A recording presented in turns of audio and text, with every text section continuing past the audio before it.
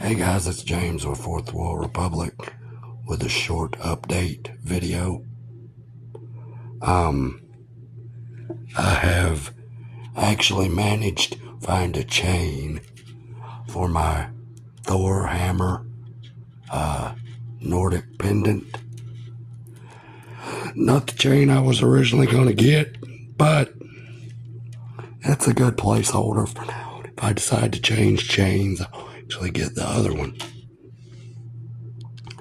I'm just happy it's on a chain and not on that leather strap thing.